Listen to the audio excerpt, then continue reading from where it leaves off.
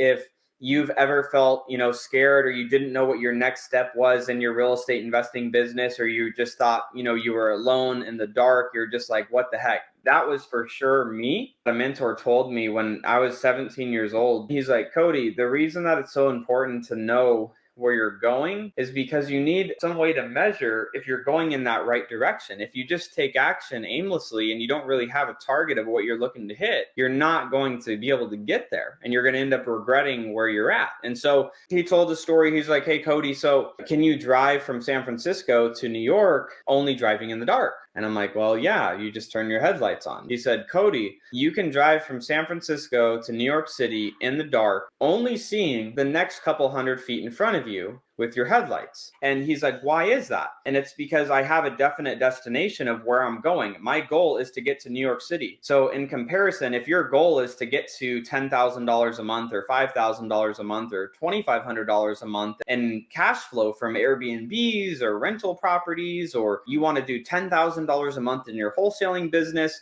whatever that target is, you have to know where you're going first. Your significant other would probably look at you crazy if you hop in the car and she's like, where are we going? Or he's like, where are we going? And you're like, I don't know.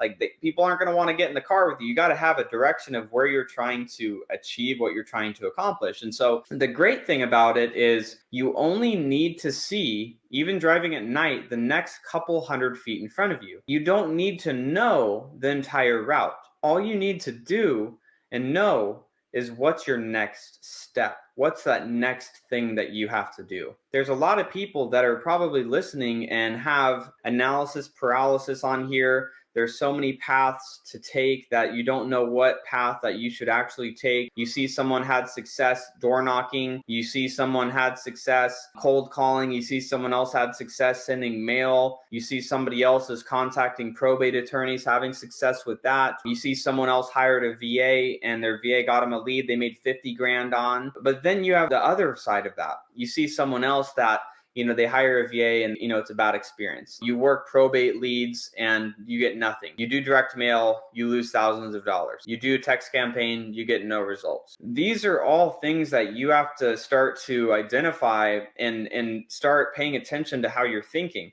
because you're looking at all these shiny object syndromes of maybe the grass is greener doing that marketing channel, or maybe the grass is greener doing this thing over here. The grass is going to be greener where you water it. And so, yes, there's money to be made in direct mail. Yes, there's money to be made in door knocking. Yes, there's money to be made in cold calling.